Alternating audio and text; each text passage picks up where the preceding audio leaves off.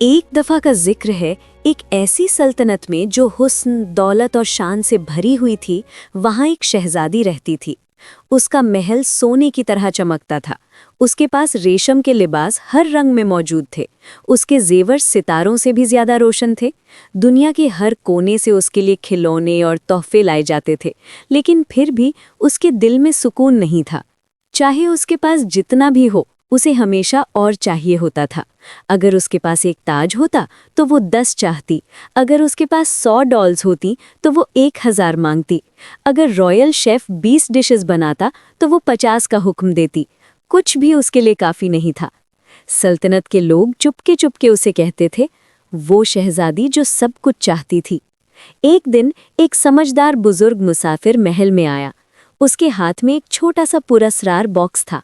बादशाह के सामने खड़े होकर उसने कहा, जहां पनाह, इस बॉक्स में एक अजीब ताकत है।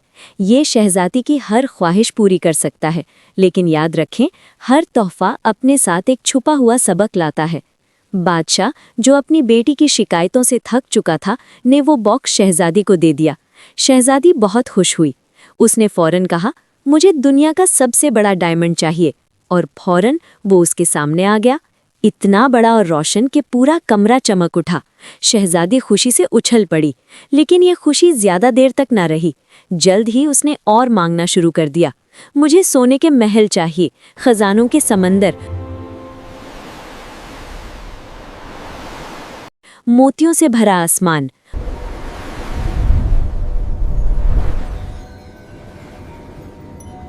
और बॉक्स हर दफा उसकी ख्वाहिश पूरी करता रहा।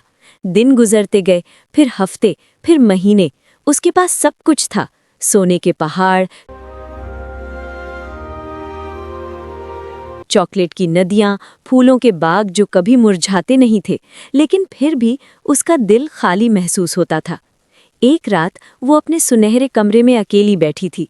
हर तरफ दौलत ही दौलत थी, लेकिन दिल में उदासी। उसने धीमी आवाज में मैं अभी कहा, भी खुश क्यों नहीं हूँ? मेरे पास सब कुछ है, लेकिन मुझे लगता है कि मेरे पास कुछ भी नहीं है। उसकी आवाज महल की खामोशी में गूंज उठी। यही वो लम्हा था जहां सब कुछ बदलने वाला था। बुजुर्ग मुसाफिर वापस आया। उसने प्यार से शहजादी की तरफ देखा और कहा, तुमने सब कुछ पाने की इच्छा की, लेकिन इस प्रक्रिया में तुम सबसे जरूरी चीज, कृतज्ञता, खो बैठे। शहजादी की आंखों में आंसू आ गए। उसने पहली दफा अपनी गलती को महसूस किया। वो इतनी बिजी थी और पाने में कि उसने छोटी छोटी खुशियों को भुला दिया था। अपनों की मोहब्बत, दोस्तों की हंसी, धूप की गर्मी, एक फूल की खूबसूरती। उस दिन के बाद शहजादी ने फैसला किया, अब वो बदलेगी। उसने अपनी ज्यादा दौलत गरीबों में बांट दी। बच्चों के साथ बागों में वक्त गुजारने लगी। कम शिकायत, ज्यादा मुस्कुराहट। धीरे धीरे उसका दिल हल्का होने लगा, और कुछ ही अरसे में पूरी सल्तनत में उसमें एक खूबसूरत तब्दीली देखी। अब कोई उसे वो शहजादी जो सब कुछ चाहती थी नहीं कहता था। अब लोग उसे प्यार से कहते थे, वो शहजादी जो सब कुछ बांटती थी।